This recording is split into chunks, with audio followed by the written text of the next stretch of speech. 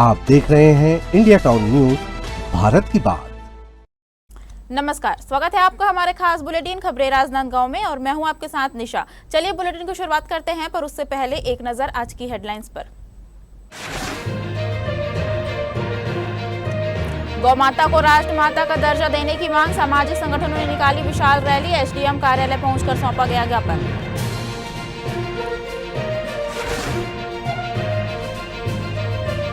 कृषि व्यापारियों की अनोखी हुंकार, अब या तो समाधान या अनिश्चितकालीन बंद, सरकार को थमाई समस्याओं की लंबी लिस्ट।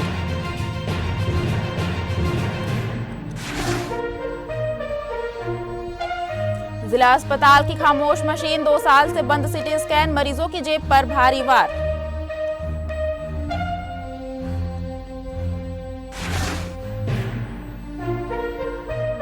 कलेक्ट्रेट परिसर में शिवसेना का उपवास धरना, गौ माता को राष्ट्रमाता का दर्जा देने की मांग तेज, आंदोलन तेज करने की दी चेतावनी।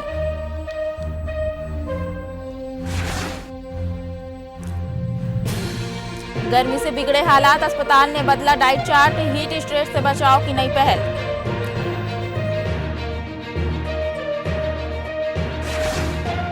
छत्तीसगढ़ के खैरागढ़ छुई खदान गंडई जिले के घने जंगलों में एक रहस्यमय गुफा है जिसे मंडीप खोल गुफा कहा जाता है। यह गुफा साल में सिर्फ एक बार खुलती है, अक्षय तृतीया के बाद आने वाले पहले सोमवार को। यहाँ हजारों श्रद्धालु भगवान शिव के दर्शन के लिए पहुंचते हैं।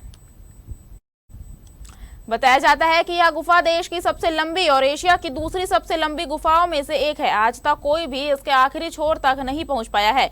सबसे हैरानी की बात यह है कि गुफा के अंदर हजारों लोगों की भीड़ होने के बावजूद ऑक्सीजन की कमी महसूस नहीं होती। आपको बता दें कि जिला मुख्यालय से करीब 55 किलोमीटर दूर ठाकुर टोला गाँव से यात्रा शुरू होती है।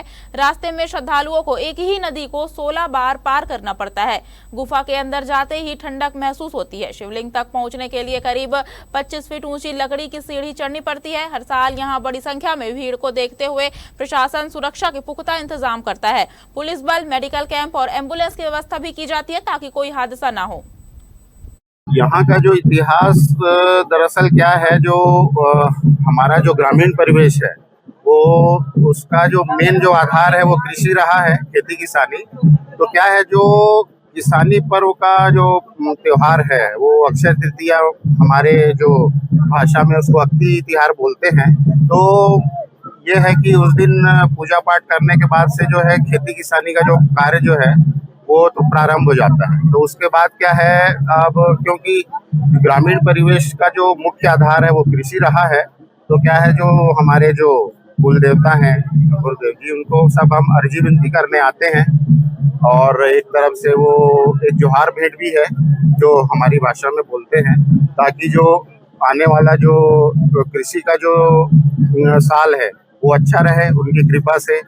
राजनांदगांव जिले के ग्राम पंचायत दीवान झिटिया एक बार फिर सुर्खियों में है, लेकिन इस बार वजह विकास नहीं बल्कि विवाद है। आपको बता दें कि गांव के ग्रामीणों ने वर्तमान सरपंच राजू लाल यदू पर गंभीर आरोप लगाते हुए हड़कंप मचा दिया है। ग्रामीणों का कहना है कि शासकीय कार्य का बहाना बनाकर उनसे खाली कागजों और उपस्थिति पंजी पर हस्ताक्षर एवं अंगूठा निशान लिए गए और उन्हें सोलर प्लांट या उससे जुड़ी किसी भी एनओसी प्रक्रिया की कोई जानकारी नहीं दी गई। सबसे बड़ा आरोप यह है कि उन्हीं हस्ताक्षरों का कथित रूप से दुरुपयोग कर ग्राम सभा की कार्रवाई में फर्जी तरीके से सोलर प्लांट की एनओसी दर्ज कर दी गई। ग्रामीणों का दावा है कि यह पूरी प्रक्रिया पारदर्शिता और ग्राम सभा की खुली सहमति के बिना की गई, जो पंचायती राज व्यवस्था के नियमों के खिलाफ है। अब गांव में गुस्सा बढ़ता जा रहा है और लोग मांग कर रहे हैं कि कथित फर्जी एनओसी को तत्काल प्रभाव से निरस्त किया जाए, पूरे मामले की निष्पक्ष जाँच हो और दोषियों पर FIR दर्ज की जाए। ग्रामीणों ने यह भी मांग की है कि इस पूरे प्रकरण में अगर नियमों का उल्लंघन पाया जाता है तो सरपंच के खिलाफ पद से हटाने की कार्रवाई भी शुरू की जाए। फिलहाल मामला प्रशासनिक जांच और कानूनी कार्रवाई की मांग के बीच अटका हुआ है, लेकिन गांव में चर्चा गर्म है। डोंगरगांव विधानसभा क्षेत्र के ग्राम पंचायत दीवान झिटिया से एक ऐसा मामला सामने में आया है जिसमें गांव के तकरीबन 300 लोगों की हस्ताक्षर उसमें देखे गए हैं। जहां भी वर्तमान में हम खड़े हुए हैं राजनांदगांव के जिला कलेक्ट्रेट परिसर में, कलेक्टर साहब से मुलाकात करने के लिए दीवान झिटिया के लोग यहाँ पर मौजूद हुए हैं और क्या कुछ मांग है उनकी सारे विषयों पर बात करेंगे। सबसे पहले तो आपको बता दें कि वहाँ उस ग्राम पंचायत के सरपंच जो है वो राजू लाल यदू बताया जा रहे हैं। राजू लाल यदू के द्वारा धोखाधड़ी करके लोगों से, पंचों से गलत तरीके से उनके हस्ताक्षर ले दिए गए और किसी कंपनी को एनओसी देने के लिए उस हस्ताक्षर का उपयोग कर लिया गया है। क्या कुछ मामला है? हमारे साथ में दीवान झिटिया के लोग भी मौजूद हैं, सारे विषयों की बात करेंगे। क्या मामला है? आज तकरीबन 300 लोगों का हस्ताक्षर लेकर के यहाँ पर पहुंचे हुए हैं। आज हम लोग कलेक्टर पहुंचे हुए हैं, कलेक्टर ऑफिस राजनांदगांव। जैसा कि ग्राम दीवान झिटिया में सोलर प्लांट एसआरबी कंपनी के नाम से ग्राम पंचायत दीवान झिटिया के सरपंच सचिव द्वारा पंचों के बिना जानकारी के दे दिया गया है और ग्रामीणों से को भी नहीं बताया गया, ग्राम सभा नहीं ली गई, जिसके विरोध में पूरे पंचों ने भी दस्तखत करके दिया है और उन्होंने बताया कि भाई हमको कोई जानकारी नहीं दी गई, फर्जी तरीके से दस्तखत कराया गया है और ग्रामीणों को इसकी सूचना नहीं दी गई, ना ही कोई ग्राम सभा रखा गया, जिसके विरोध में पूरे ग्रामीण आक्रोशित है। पूरे गांव में कई बार बैठकों का दौर हो चुका है और आज हम लोग राजनांदगांव कलेक्टर महोदय के समक्ष आए हुए हैं कि इसकी विधिवत पूरी जानकारी लेकर इस पर कार्रवाई किया जाए और सचिव सरपंच को बर्खास्त किया जाए। किसी फैक्ट्री को लेकर के जब एनओसी दिया जाता है तो विधिवत ग्राम पंचायत में बैठक भी की जाती, क्या ऐसी बैठक आयोजित की? ऐसी कोई बैठक आयोजित नहीं की गई है, ना ही पंचों को इसके बारे में जानकारी दी गई, ना ही ग्रामीणों को जानकारी दी गई। क्या लगता है किस आधार पर उन्होंने, सरपंच सचिव ने उनको एनओसी दिया हो? सरपंच और सचिव का यह कृत्य धोखाधड़ी वाला प्रतीत होता है और कहीं ना कहीं इसमें संदेह जाहिर हो रहा है कि कुछ न कुछ आपसी जो भी लेन देन की बात हो सकती है। इसी कारण उन्होंने ग्रामीणों को कोई जानकारी नहीं दी और गांव को धोखे में रख के पूरे गांव के साथ खिलवाड़ किया जा रहा है। प्लांट क्या चीज़ का? सोलर प्लांट का है, जो सोलर एनर्जी को इकट्ठा करके सरकार को देगा वो, और इसके एवज में वहाँ से हजारों पेड़ काटे गए हैं। आज आप देख रहे हैं पूरे देश में राजनांदगांव जिला हमारा 45 डिग्री पार कर चुका है और एक रिकॉर्ड बना चुका है कि पूरे भारत देश का सबसे गर्म जिला राजनांदगांव, जिसके कारण उसका सबसे प्रमुख कारण है ये पेड़ पौधों की कटाई। आप एक प्रकार से विकास कर रहे हैं तो एक प्रकार से विनाश भी कर रहे हैं। ग्राम दीवान झिटिया का विनाश करने का काम किया जा रहा है और पेड़ पौधों को ऐसे काटा जा रहा है कि आप कल्पना नहीं कर सकते। जिस गांव में दूर दूर तक फलदार वृक्ष और सब लोग उसको खान पान करते थे और देखते थे, आज वहां से पूरा सिर्फ और सिर्फ सोलर पैनल दिखाई दे रहा है और पेड़ों का पूरा नामो निशान मिट चुका है। सीधे तौर पर आरोप है कि लेन देन की बात सामने में आ रही है। लेन देन के विषय को लेकर के ग्राम दीवान झिटिया के सरपंच और सचिव के द्वारा अवैध तरीके से, गलत तरीके से पंचों का हस्ताक्षर करवा लिया गया। हमारे साथ में अभी पंच लोग भी मौजूद है। जी, आप पंच हैं गांव के? जी सर, मेरा नाम श्रीमती पिंकी साहू। आपका हस्ताक्षर कब और कैसे लिया गया? उसमें दूसरे चीज मतलब वो एनओसी के बारे में कुछ नहीं लिखा है, उसको बाद में लगाया गया है। बाद में लगाया? हाँ। कैसे, मतलब क्या बोल करके आपको हस्ताक्षर दिया? कुछ वही सेंटेक्स वगैरह का, दूसरे चीज के बारे में बहुत सारे कुछ दूसरे विषयों की बात करके आपसे हस्ताक्षर लिए और एनओसी पर आपके हस्ताक्षर की कॉपी लगा दी। हाँ, कॉपी लगाया गया है। हमारा दस्तखत वहाँ नहीं है। आप भी पंच है जी। आपसे किस प्रकार से? एनओसी के बारे में कोई जानकारी नहीं है, हम लोग को बताया नहीं गया था। और बैठक ग्राम पंचायत में कभी हुई? नहीं। एनओसी के बारे में नहीं हुआ। नहीं हुआ। एनओसी के बारे में बैठक नहीं हुआ। प्लांट के लिए बैठक नहीं हुई है। हाँ। सोलर प्लांट की एनओसी के लिए बैठक नहीं हुआ है। एनओसी के बारे में कोई जानकारी नहीं थी हम पंचों को। अच्छा, तो ये कब से चल रही है? 1 साल पहले की बात है। 1 साल पहले? 1 साल कुछ कम, 1 साल होने वाला है। 1 साल होने वाला है जी। आज कलेक्टर साहब से मांग करने के लिए आए हुए हैं। जी, फर्जी एनओसी के बारे में मतलब हमें कोई जानकारी नहीं थी पंचों को। अब देखना तो ये होगा कि जब पंच और सरपंच के द्वारा ही, माफ कीजिएगा, सरपंच और सचिव के द्वारा ही इस प्रकार के कृत्य किए जाते हैं जिसमें पूरे के पूरे ग्राम पंचायत के लोग वहां पर आक्रोशित हो जाते हैं, तो क्या इस पर प्रशासनिक अमलों का अतिक्रमण चलेगा? क्या प्रशासनिक अमले जो है इस विषयों पर कार्रवाई करेंगे, और कार्रवाई करेंगे तो कितनी करेंगे? क्या सरपंच को छूट मिलती है या फिर वो भी कार्रवाई केवल कागजों पर देखा जाता है? देश प्रदेश की अन्य खबरों को लेकर के देखते रहिए इंडिया टाउन न्यूज भारत की बात। इस खबर पर फिलहाल इतना ही, मुझे दीजिए इजाजत, नमस्कार। राजनांदगांव में आज कलेक्ट्रेट परिसर के सामने एक अलग ही नजारा देखने को मिला, जब शिवसेना कार्यकर्ताओं ने गौ माता को राष्ट्र माता का दर्जा देने और गौ हत्या पर पूर्ण प्रतिबंध की मांग को लेकर एक दिवसीय उपवास धरना दिया। इस धरने ने शहर में सामाजिक और राजनीतिक दोनों ही स्तर पर चर्चा को जन्म दे दिया। धरना स्थल पर बड़ी संख्या में शिवसेना कार्यकर्ता मौजूद रहे, जिन्होंने शांतिपूर्ण तरीके से अपनी मांगों को सामने रखते हुए नारेबाजी की। गौ माता को सम्मान दो, राष्ट्र माता का दर्जा दो जैसे नारों से पूरा परिसर गूंज उठा। कार्यकर्ताओं का कहना है कि गौ माता केवल धार्मिक आस्था का विषय नहीं, बल्कि भारतीय संस्कृति, कृषि व्यवस्था और ग्रामीण अर्थव्यवस्था की रीढ़ है। धरने के दौरान कार्यकर्ताओं ने प्रशासन को ज्ञापन सौंपकर अपनी मांगे रखी और सरकार से जल्द ठोस कदम उठाने की अपील की। साथ ही उन्होंने चेतावनी भी दी कि अगर उनकी मांगों पर गंभीरता से विचार नहीं किया गया तो आंदोलन को और व्यापक रूप दिया जाएगा। पूरे भारत देश भर में लगातार कई बार ऐसी दुर्घटनाएं सामने आती है जिसमें गौवंश की सड़क दुर्घटना में मौत हो जाती है। ऐसे कई सारे तमाम खबरें आपने देखे होंगे। आज उन्हीं को बचाने के लिए और गौ माता को राष्ट्रीय माता का दर्जा देने के लिए तमाम संगठन और सामाजिक लोगों के द्वारा प्रशासनिक स्तर पर ज्ञापन दिया जा रहा है। मगर सबसे बड़ा सवाल ये उठता है कि क्या केवल ज्ञापन देने से ही गौ माता को बचाया जा सकता है? आज तस्वीरों में आप देख पा रहे होंगे शिवसेना के लोग यहाँ पर मौजूद हुए हैं और गौ माता को राष्ट्र माता का दर्जा देने के लिए और साथ ही गौ माता की रक्षा के लिए ये लोग एक दिवसीय उपवास का धरना प्रदर्शन किया है। क्या कुछ मांग है, क्या सोचते हैं, सारी चीजों की बात करेंगे। कमल जी, एक दिवसीय उपवास का धरना प्रदर्शन आप लोगों ने जारी किया है। पूरे प्रदेश भर में लगातार इस गौ माता के विषयों को लेकर के आंदोलन जो है वो आंदोलन रहित है।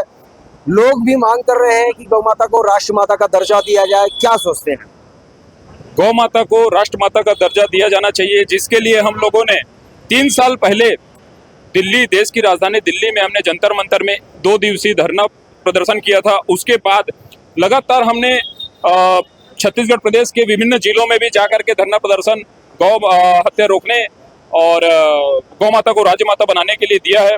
इसके साथ ही पिछली 3 जुलाई 2025 को प्रदेश कार्यालय से माननीय धनंजय सिंह परिहार प्रमुख जी, हमारे शिवसेना के प्रदेश प्रमुख जी के नेतृत्व में हमने महाहस्ताक्षर अभियान की शुरुआत की थी और उस महाहस्ताक्षर अभियान को पूरे प्रदेश में सुचारू रूप से हमने चलाया। पूरे प्रदेश में भयंकर जन समर्थन हमें उस महाहस्ताक्षर अभियान के तहत मिला है।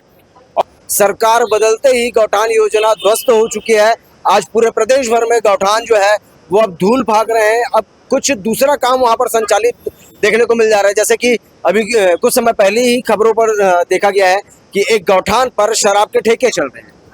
ऐसी गतिविधियों का हम लगातार विरोध करते हैं और कड़े शब्दों में निंदा करते हैं कि ऐसे बिल्कुल भी नहीं होना चाहिए। जो आरक्षित पहले पूर्व में आप अपन जाएंगे तो देखेंगे गांव-गांव में गौचर भूमि छोड़ा करते थे, जो गाय माता के चरने के लिए होती थी, वो तो नदारा गायब हो ही चुकी है। उसके साथ ही अब जो गौठान जो गौ माता के लिए आरक्षित किए गए थे, अब उसमें भी शराब जैसी दुकानें को खोलना घोर निंदनीय है। इसकी शिवसेना पूरी पार्टी जो है घोर निंदा करती है। शिवसेना समेत तमाम सामाजिक संगठन के लोग इस विषय को लेकर के आज अनेकों तरीके के प्रदर्शन कर रहे हैं। वहीं आज राजनांदगांव के कलेक्ट्रेट परिसर के सामने में ये प्रदर्शन एक दिवसीय उपवास का किया जा रहा है। देखना तो ये होगा कि आखिरकार इनके प्रदर्शन के बाद क्या शासन और प्रशासन जागती है, क्या इनकी मांगों को पूरी करती है, क्या गौ माता को राष्ट्र माता का दर्जा दिया जाता है, क्या अब गौ हत्या और गाय के संरक्षण को लेकर के कोई नई पहल सामने में आती है। ये सब केवल समय के गर्भ में है और आगे आने वाले समय में इस पर जो भी अपडेट होंगे और लगातार इंडिया टाउन न्यूज आप तक के पहुंचाने का काम करेगी। देश प्रदेश की अन्य खबरों को लेकर के देखते रहिए इंडिया टाउन न्यूज, भारत की बात। इस खबर पर फिलहाल इतना ही, मुझे दीजिए इजाजत, नमस्कार।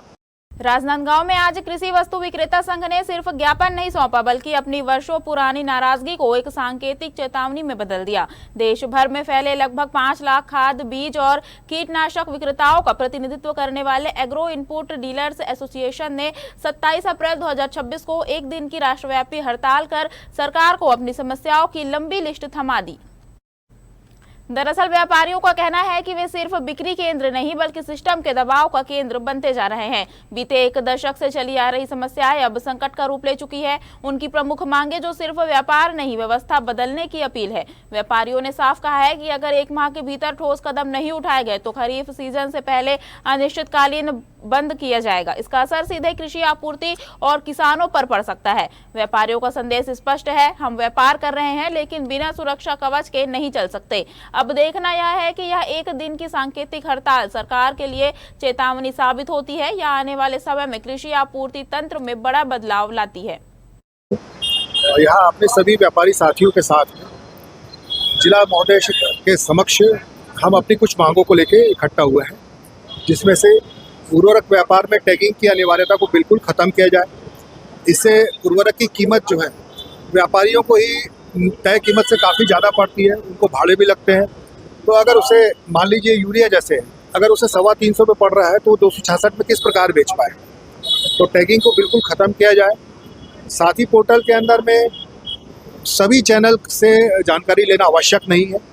सप्लायर कंपनियों से अगर जानकारी लेते हैं तो सही आंकड़े आएंगे विभाग के लिए भी और हमारे लिए भी परेशानी कम होगी। उसी प्रकार कीटनाशकों के अंदर में यदि दवाइयाँ सील बंद हैं तो अगर उनकी सैंपलिंग के अंदर में किसी प्रकार की प्रॉब्लम आती है, सब स्टैंडर्ड होता है, तो उसकी कार्रवाई जो है व्यापारियों पे क्यों किए? व्यापारी निर्माता नहीं है। हम लोगों का प्रमुख जो उद्देश्य यहाँ पर एकत्रित होने का, ये उर्वरक के नाम से और बीज और दवाइयाँ, ये तीनों का हम लोग व्यापार करते हैं। इन तीनों के में जो बहुत सारी विसंगतियाँ आ रही हैं और जो बहुत कठिनाई आ रही है, उस समस्याओं को दूर करने के लिए, सरलीकरण के लिए, जो एकदम सहजता से हम कर सकें, उसके लिए प्रयास करके लिए हम न्याय मांगने के लिए यहाँ पर एकत्रित हुए हैं। और हम अपना ज्ञापन भी जिलाधीश महोदय को एवं डीडीओ के माध्यम से ये जो है प्रधानमंत्री तक पहुँचाना चाहते हैं, क्योंकि ये जो है पूरा सेंट्रलाइज रहता है, ये सेंट्रल से ही आधारित रहता है। फर्टिलाइजर भी जो है सेंट्रल गवर्नमेंट के आधार पर ही निर्णय लिया जाता है। राजनांदगांव जिले की जिला कृषि वस्तु विक्रेता संघ की ओर से कृषि आदान व्यापारियों की समस्याओं को लेकर के माननीय प्रधानमंत्री जी के नाम से ज्ञापन सौंपे हैं और उनकी जो ज्ञापन है जहां शासन तक जो पहुंचानी है ना, वो जिला प्रशासन की ओर से उनकी मांगे शासन तक पहुंचाई जाएगी। क्या कुछ मांगे उनकी जो समस्याएं हैं उससे बता रहे थे कि जो MRP में बेचना है या साथ ही पोर्टल में एंट्री करना है आदि आदि, है ना। तो ये उनकी जो सेंट्रल का नियम है जिसके तहत से ये पोर्टल बनाया गया है। शहर में कानून व्यवस्था मजबूत करने और असामाजिक तत्वों पर शिकंजा कसने के लिए खैरागढ़ पुलिस ने शनिवार रविवार की दरमियानी रात बड़े पैमाने पर कॉम्बिंग गश्त अभियान चलाया। एसपी के निर्देश पर रात 12 बजे से सुबह 4 बजे तक चले इस कार्रवाई से अपराधियों में हड़कंप मच गया। पुलिस की अलग अलग टीमों ने बरेठापारा, इतवारी बाजार, बस स्टैंड और दाऊ चौरा समेत शहर के 15 से अधिक इलाकों में एक साथ दबिश दी। इस दौरान बैंक, ATM और लॉज की सघन जांच की गई ताकि किसी भी संदिग्ध गतिविधि पर तुरंत कार्रवाई की जा सके। अभियान के दौरान पुलिस ने फरार चल रहे 2 स्थायी वारंटियों को गिरफ्तार किया। इनमें बरेठपारा निवासी 30 वर्षीय विजय यादव भी शामिल है, जिसे न्यायालय के आदेश पर जेल भेज दिया गया। इसके अलावा 9 निगरानी बदमाशों, 20 गुंडा तत्वों और 22 अन्य वारंटियों के ठिकानों पर छापेमारी कर उनके आय व्यवसाय की जानकारी जुटाई गई। पुलिस ने सभी को सख्त चेतावनी देते हुए अपराध से दूर रहने की हिदायत दी। वक्त हो चुका है छोटे से ब्रेक का, बने रहिए इन टाउन न्यूज के साथ। कभी कभी चेहरे का छुपा दर्द दुनिया नहीं देख पाती है। दाग, मुहासे, झाइयां सब आपके आत्मविश्वास को कम कर देता है, पर अब नहीं, क्योंकि Rukhsana glow and fair face pack जो दे आपकी स्किन को वो प्यार जो सिर्फ प्रकृति दे सकती है। हर लेयर को साफ करे, हर दाग को करे हल्का और आपकी मुस्कान फिर से लौटाए, because you deserve to glow naturally. Rukhsana herbal beauty product Amazon, Meesho और फ्लिपकार्ट में भी उपलब्ध। राजनांदगांव में बढ़ती भीषण गर्मी ने जिला अस्पताल के हालात भी बदल दिए हैं। लू और तेज धूप के बीच भर्ती मरीजों में डिहाइड्रेशन के खतरे को देखते हुए अस्पताल प्रशासन ने एक अनोखा कदम उठाया है। आपको बता दें कि अब मरीजों के भोजन चार्ट को पूरी तरह गर्मी फ्रेंडली बना दिया गया है। दरअसल डाइट में ताज़ा सलाद को अनिवार्य किया गया है और शरीर में पानी की कमी ना हो इसके लिए दिन में 2 बार ग्लूकोज घोल दिया जा रहा है। डॉक्टरों का कहना है कि इस मौसम में शरीर में पानी और इलेक्ट्रोलाइट्स का संतुलन बिगड़ना सबसे बड़ी समस्या है। इसी वजह से मरीजों को हल्का, सुपाच्य और तरल पदार्थों से भरपूर आहार दिया जा रहा है। अस्पताल प्रबंधन ने साफ किया है कि यह बदलाव सिर्फ खाना नहीं बल्कि हीट स्ट्रेस मैनेजमेंट का हिस्सा है ताकि मरीज तेज गर्मी के बावजूद तेजी से रिकवर कर सके। स्वास्थ्य विशेषज्ञों भी सलाह देते हैं कि इस मौसम में ज्यादा से ज्यादा पानी पीना, हल्का भोजन लेना और शरीर को हाइड्रेट रखना ही सबसे सुरक्षित उपाय है। शासन के निर्धारित मेनू अनुसार हमने टेंडर करके जो कंपनी है, फर्म है, उनके द्वारा सुबह का नाश्ता, दोपहर के खाना और रात के खाना जो है उनके निर्धारित मेनू के हिसाब से मरीजों को प्रोवाइड किया जा रहा है। और डिहाइड्रेशन और बढ़ती हुई गर्मी को देखते हुए खाने के साथ साथ उनको ओरल डाइट पे और ORS सॉल्यूशंस वगैरह वो सारी चीज़ें प्रोवाइड की जा रही हैं ताकि भर्ती के दौरान या किसी भी कंडीशन में वो डिहाइड्रेट ना हो। राजनांदगांव जिले में भीषण गर्मी का दौर जारी है। रविवार को अधिकतम तापमान में करीब 3 डिग्री सेल्सियस की गिरावट दर्ज की गई, जिसके बाद पारा 42 डिग्री तक पहुंच गया। हालांकि तापमान में कमी के बावजूद लोगों को गर्मी से कोई खास राहत नहीं मिल रही है।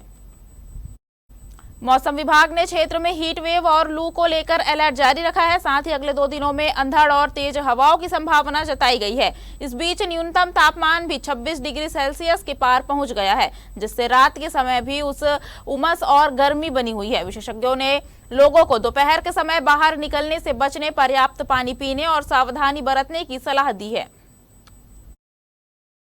राजनांदगांव शहर को चमकाने के लिए नगर निगम ने जब हर प्रमुख चौक चौराहों पर नीले डस्टबिन लगाए थे तो उम्मीदें आसमान छू रही थी। लगा था कि अब शहर की सड़कों पर कचरा नहीं बल्कि स्वच्छता की तस्वीरें नजर आएगी, लेकिन कहानी ने करवट ले ली है। दरअसल शहर के कई इलाकों में ये नीले डस्टबिन अब स्वच्छता के प्रति कम और उपेक्षा के गवाह ज्यादा बनते दिख रहे हैं।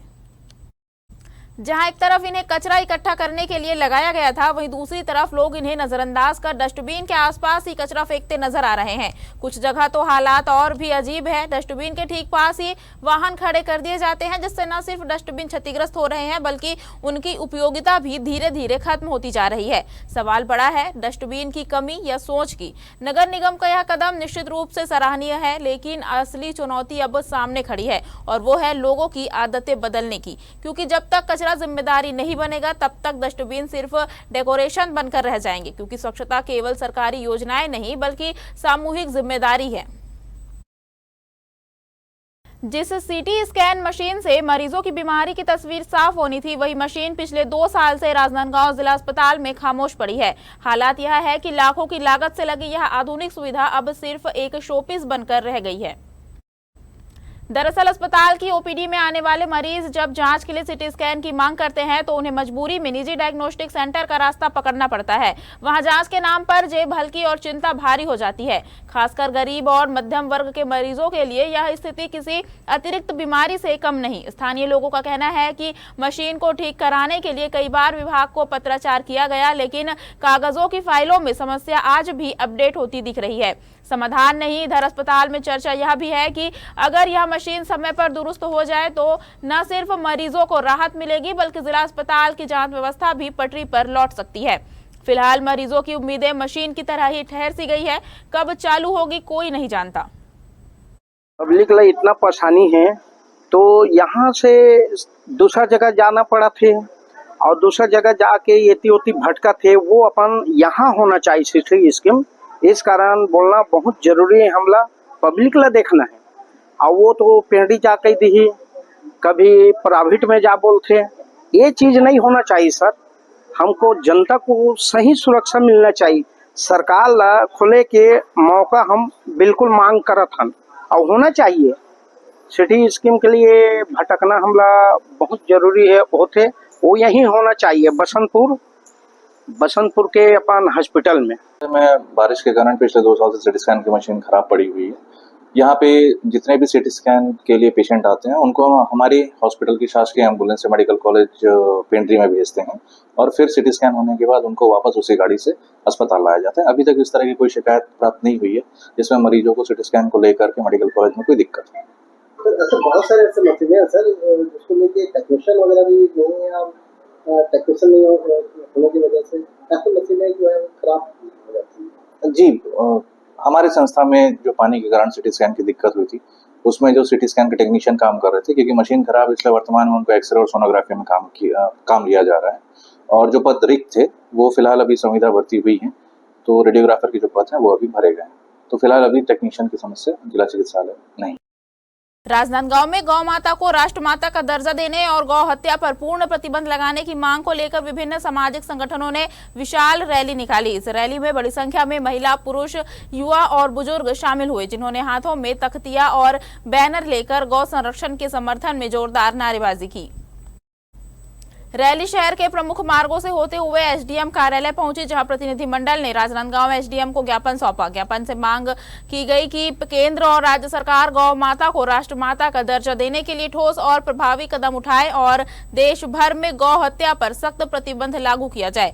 इस दौरान वक्ताओं ने कहा कि भारतीय संस्कृति में गौ माता का विशेष धार्मिक महत्व है, साथ ही इसे ग्रामीण अर्थव्यवस्था की रीढ़ भी माना जाता है। वक्ताओं ने जोर देते हुए कहा कि गौवंश संरक्षण के लिए सख्त कानून बनाए जाने की आवश्यकता है, जिससे अवैध गतिविधियों पर प्रभावी रोक लगाई जा सके। यह अभियान जो है गौ माता को सम्मान देने के लिए पूरे देश में चलाया गया है।